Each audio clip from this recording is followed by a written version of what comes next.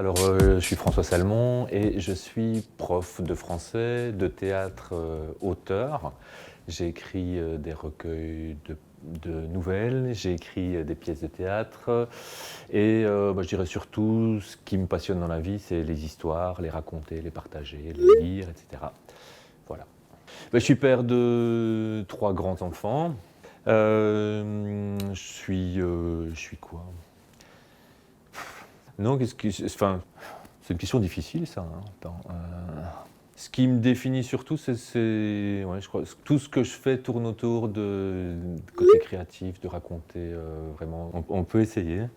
Alors, le piano du Congo, c'est l'histoire d'un piano qui va être vendu. Donc, c'est la vente d'un piano, et en fait, l'acheteur qui va débarquer dans cette famille pour acheter le piano va, en auscultant le piano en quelque sorte, découvrir des failles, des choses qui sont un peu abîmées dans le piano et qui en fait vont révéler des secrets de famille, des problèmes qui étaient même inconnus par cette famille, et il va mettre à jour des fantômes qui viennent du Congo. Le piano du Congo, c'est pour ça, c'est-à-dire que cette famille et ce piano, j'ai droit un peu plus ?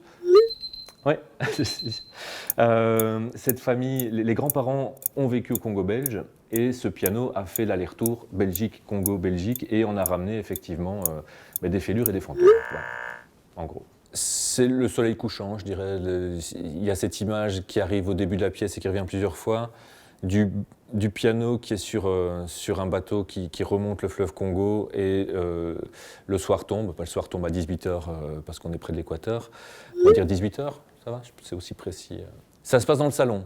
Alors c'est un salon, salle à manger, cuisine, bureau, parce que c'est un tout petit appartement. Et donc c'est une petite pièce où il y a tout en fait, dont un piano. Alors la rumba congolaise mélangée à une valse de Chopin, parce que c'est ces deux univers-là qui se rencontrent.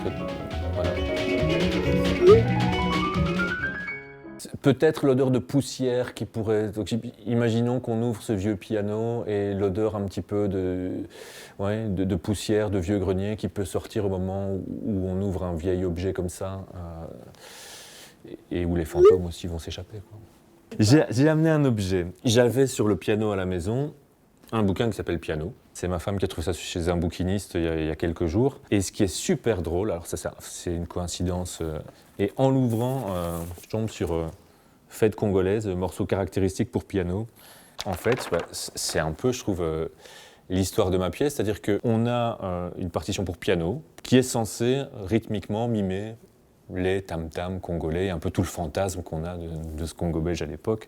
Et le hasard, vraiment, ça, je ne savais pas ce matin que c'était dedans. Et puis, j'ai découvert ça et c'est une chouette coïncidence. Voilà.